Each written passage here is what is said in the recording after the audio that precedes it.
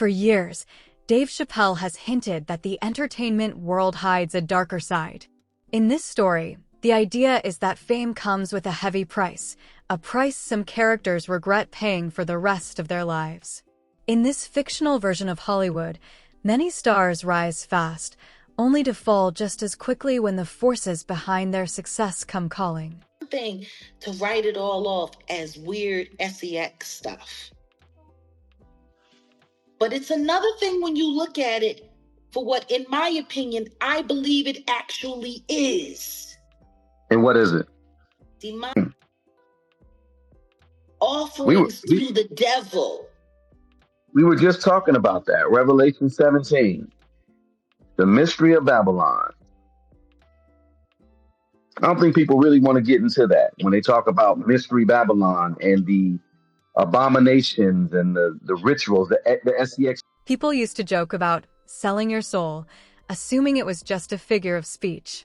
But in this narrative, the deeper you dig, the less funny it becomes.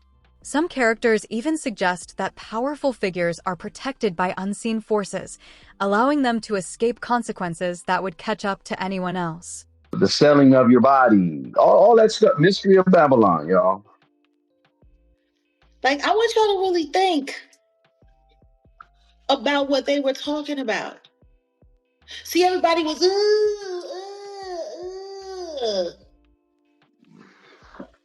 the spreading of bodily fluids from one person to another, using one person as a receptacle, and then taking it from that person's body and then putting it and smearing it all over. Like these. If you go back and you look at Aleister Crowley and some of the, I was just about to say, Aleister Crowley, magic rituals that he was doing, it sounds no different than the stuff that we heard about Diddy doing.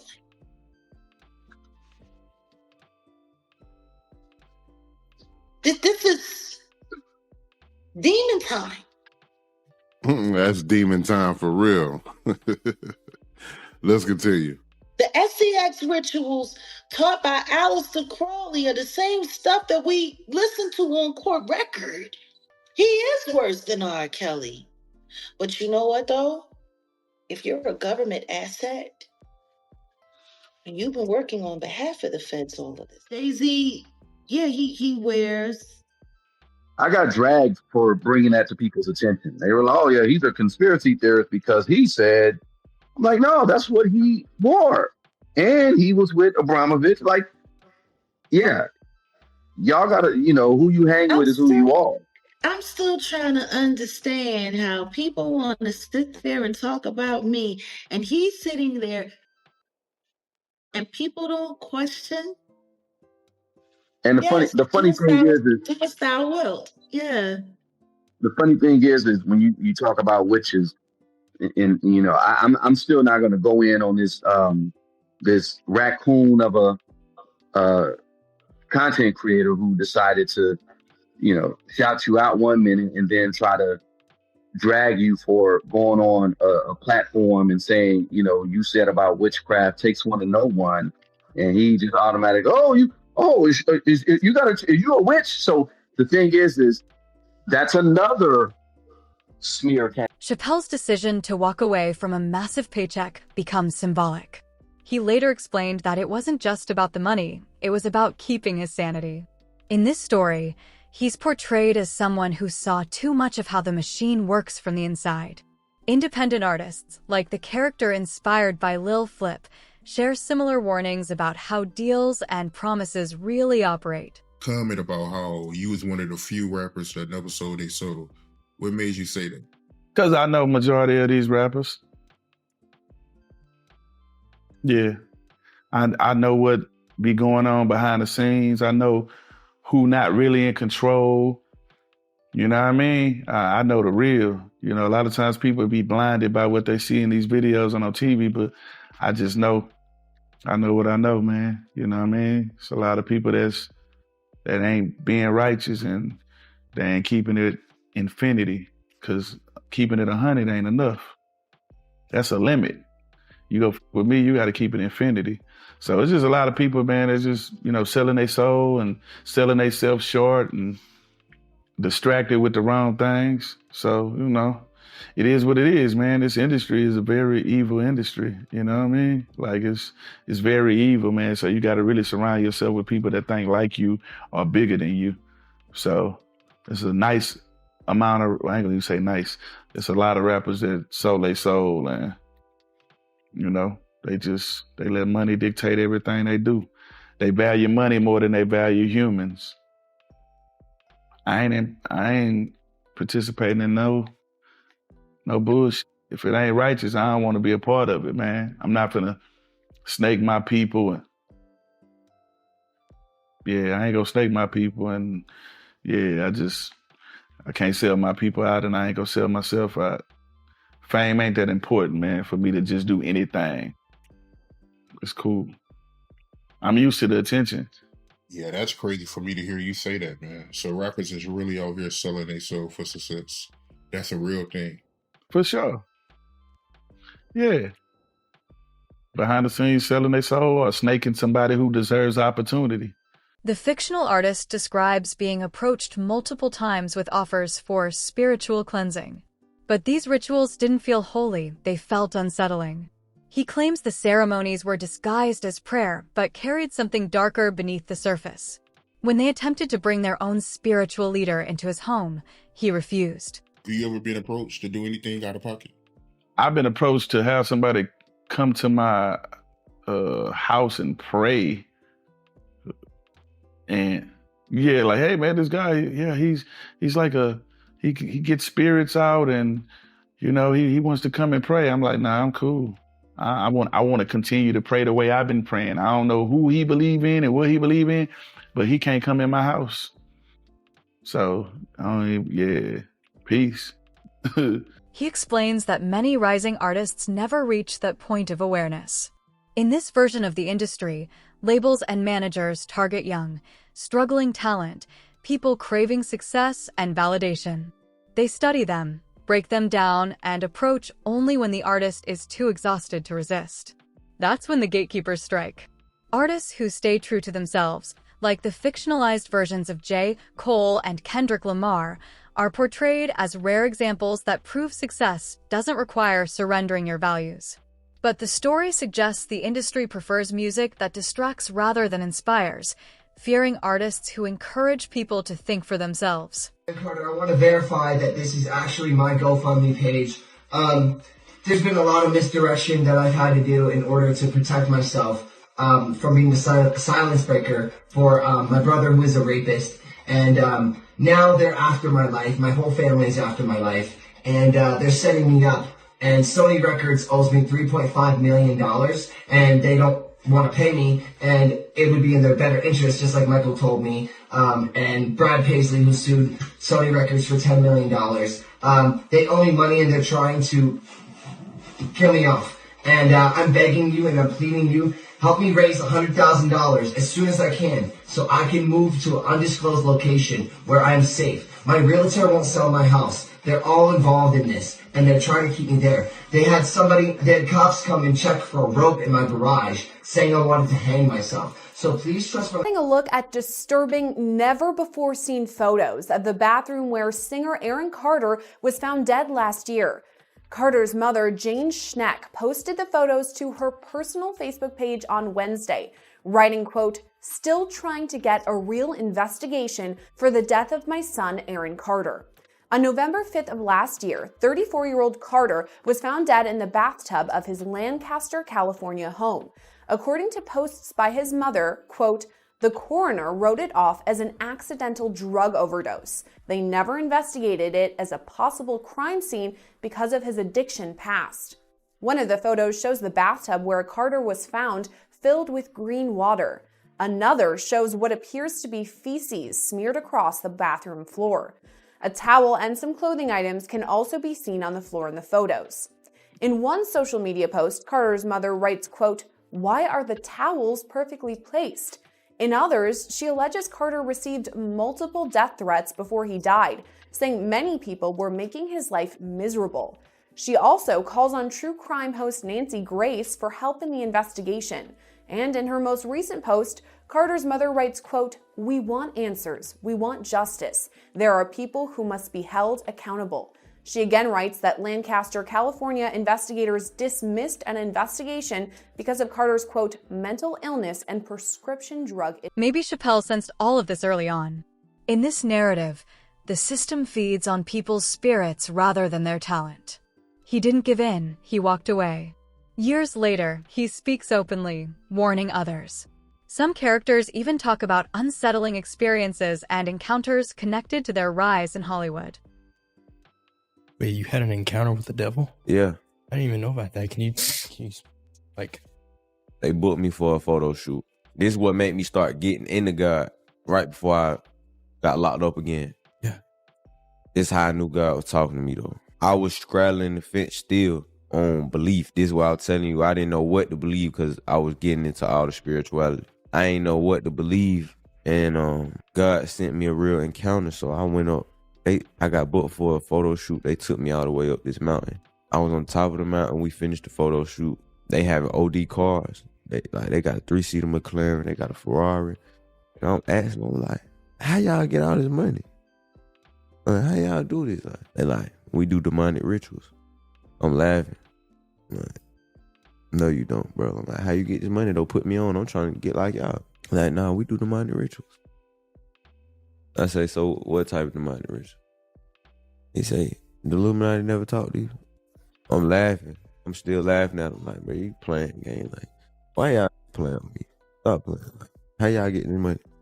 He like, bro, no, for real. Leonardo DiCaprio do all the initiation. I'm like, what?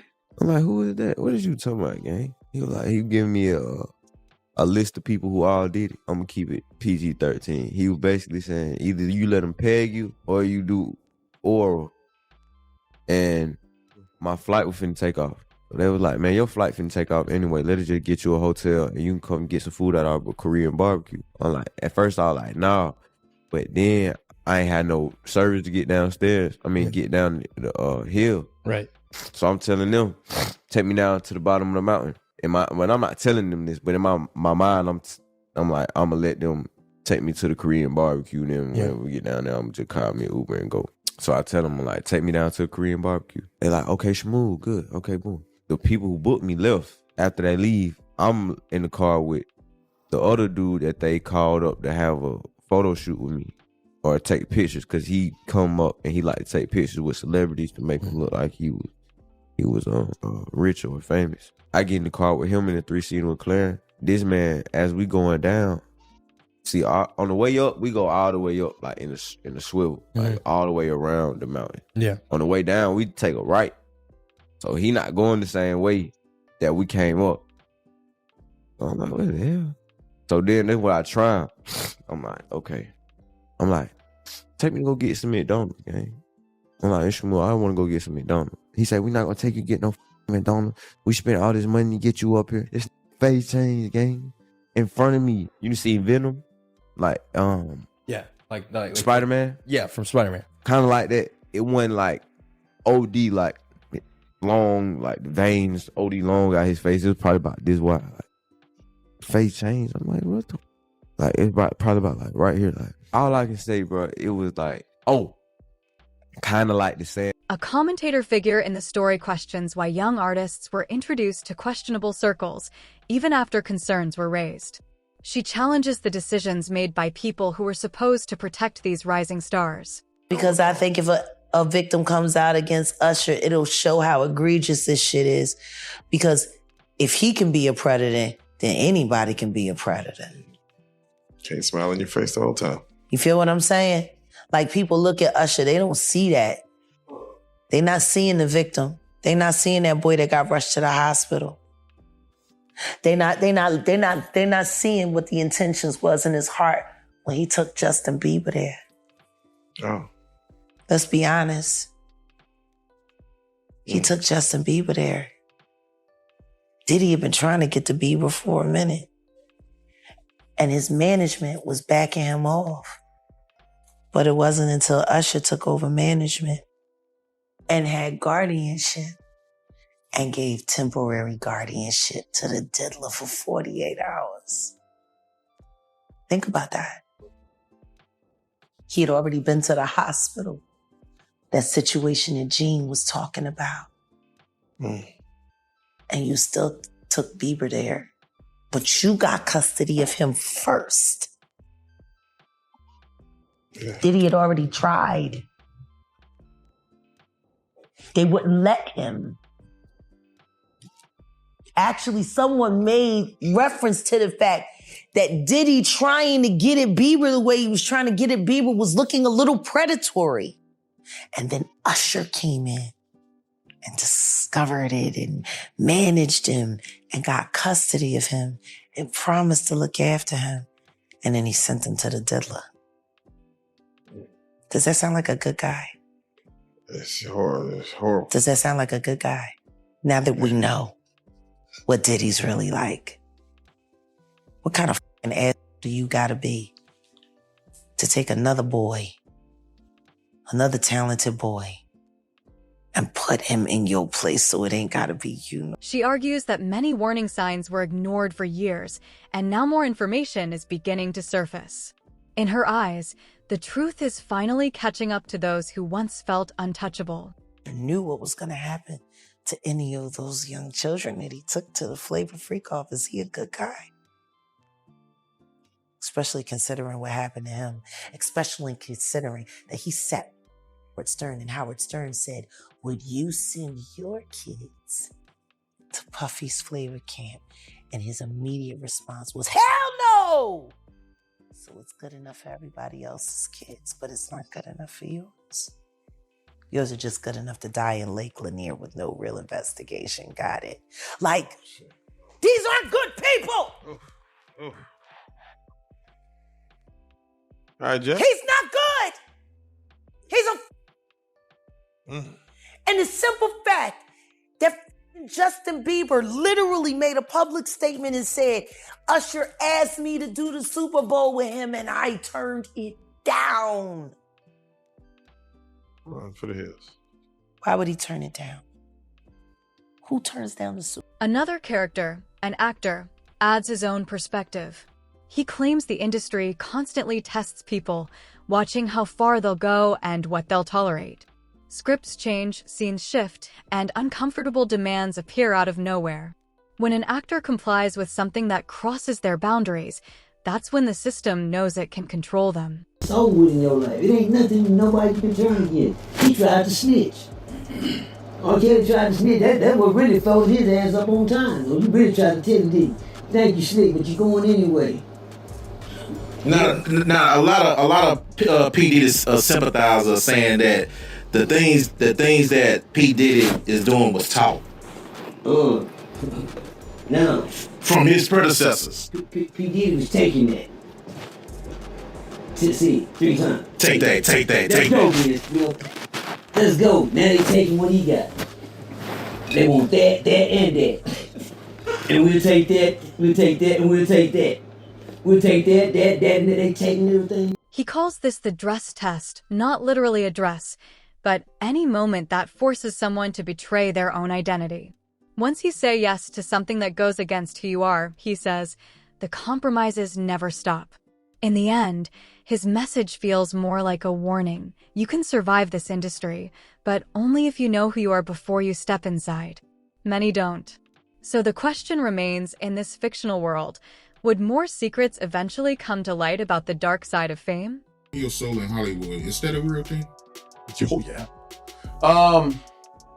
I believe it begins with the choices you make with what you find acceptable.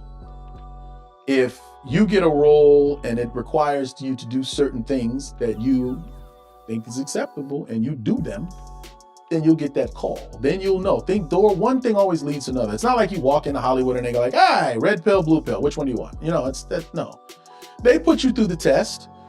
You know, they know who they can get away with what. People do things on camera because they're comfortable doing them. If they're uncomfortable doing them, they shouldn't be doing them. It's just that simple. That's when problems happen.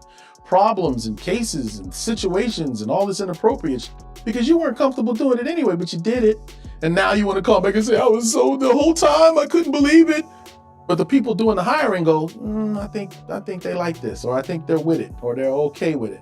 I think they'll do it. This makes sense. Oh, they look like a natural. Oh, they're crying, this and that. They're fine. You okay with nudity? They strip. Oh, they're fine. They're good. And then later they come out and say, oh, I was damaged and they told me I had to, or else if I don't put on this lipstick and dress, I'll never make it in Hollywood. Nobody says that shit. They just put it in front of you. So you want to do, we can do a dress? Oh, hell yeah. They slide in that dress, zip it up and put the lipstick on and the eyes, and they're happy with it. They're comfortable doing that. They're fine. That's them. They're good. That's the people that do it. It's the ones when you come to the, see if Omar put the dress on. Yeah, no. No, it's not me. I say the dress, but it's a metaphor for just doing things that I think are unnecessary, especially for